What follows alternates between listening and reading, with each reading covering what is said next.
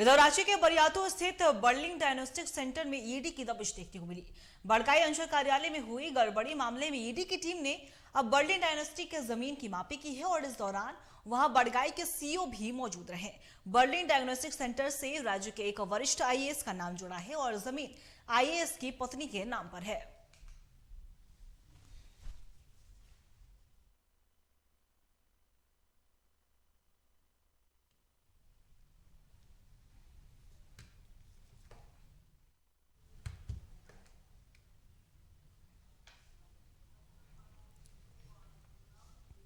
इसी खबर पे और भी ज्यादा जानकारी के लिए हमारे संवाददाता रांची से धनंजय बन चुके हैं। धनंजय, जिस तरीके से अब ईडी की दबिश देखने को मिली और ईडी ने बरियातू स्थित बर्लिन डायग्नोस्टिक सेंटर में दबिश दी है, फिलहाल क्या कुछ जानकारी आपके पास?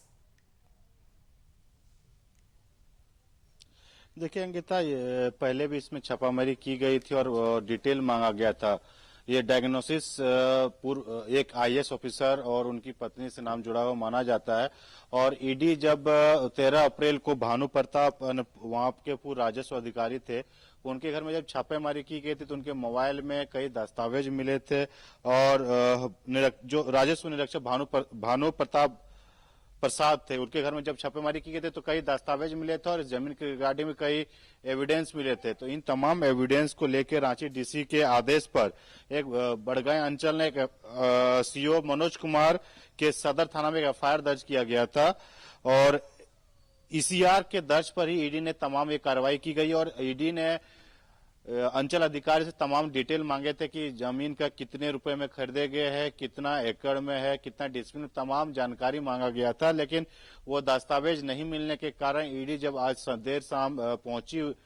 डायग्नोसिस सेंटर पे, बर्लिन डायग्नोसिस सेंटर पे, तो वहां पे अपने साथ एक अमीन को लेके गए थे और अमीन के द्वारा पूरे जमीन की मापी की गई। और ये जानकारी हमें जो मिली कि अंचल अधिकारी के जो जालसाजी की गई, तो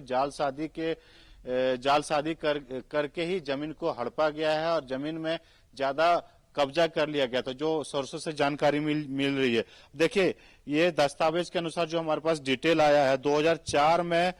84,254 रुपये और लाख, वर्ष 2014 में 1.04 करोड़ और दिसंबर 2021 में 1.71 करोड़ रुपए के जमीन खरीदी गई थी।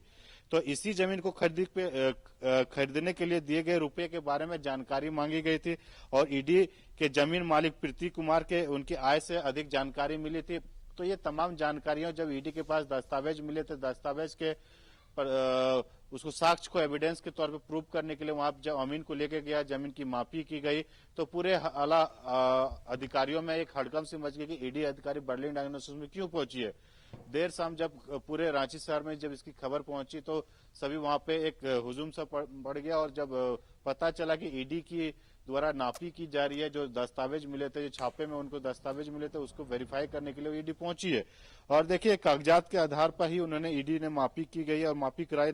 और नक्शा जो उन्होंने पास कराया गया, उसी नक्शा में क्या वो जमीन खरीदी गई है, क्या जमीन पे वो जो घर बनाए गए हैं वो सही तरीके से बनाए गए हैं, तमाम चीजें की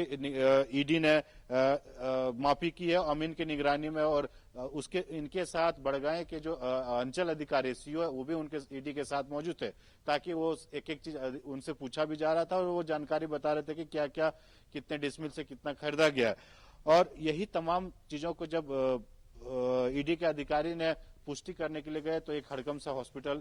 डायग्नोसिस सेंटर, माफ कीजिए, बर्लिन डायग्नोसिस सेंटर में हड़कंप से मच गई और पूरे ये रांची में इस तरह की खबरें आने लगी कि वहां पे भी ईडी की छापी पड़ी। लेकिन हमने जब वहां पे जमीनी स्तर पर जाके देखा तो ईडी के अधिकारी मापी कर रहे थे, वेरीफाई कर रहे थे, जो पेमेंट किए गए थे जमीन के बिहाफ पे, वो आय से अधिक संपत्ति का मामला होता, वो तमाम चीजें का वेरीफाई की जा रही थी कि जितने पैसे में वो जमीन खरीदी गई है, क्या या जितना दिया गया उसी पे अनुरूप में वो खरीदी गई है या फिर जालसाजी के माध्यम से तमाम जमीनें खरीदी गई। जो सोर्सेज बताते हैं वो जमीन को जालसाजी के माध्यम से खरीदी गई, उसी को वेरीफाई करने के लिए ईडी इसमें जांच कर रही है। और जो गत अप्रैल में जो उनके भानु प्रताप के घर से जो मोबाइल में दस्तावेज मिले थे, उन्हीं का वेरीफाई करने के लिए वो ईडी अपने साक्ष्य जुटाने के लिए पहुंची हुई थी। अंकिता, धनंजय, अगर हम बात कर ले झारखंड की खास करके, तो झारखंड में कई आईएएस ईडी के शिकंजे में फंसे हैं। तो जिस तरीके से अब ईडी ने ये दबिश दी और एक और वरिष्ठ आईएएस का नाम सामने आ रहा है कि आईएएस की पूर्व आईएएस की पत्नी के नाम पर ये जमीन है, तो क्या लग रहा है कि क्या अब एक और आईएएस पर गाज गिर सकती है ईडी की? देखिए, जो सोर्सेज बताते हैं अंकिता कि रांची में कई ऐसे अधिकारियों ने अवैध तरीके से जमीन का काम करते थे और जमीन का जालसाजी की है। बहरहाल ईडी इसी तमाम चीजों को दस्तावेज जब मिला था तो जांच कर रहे। हो सकता है कि जो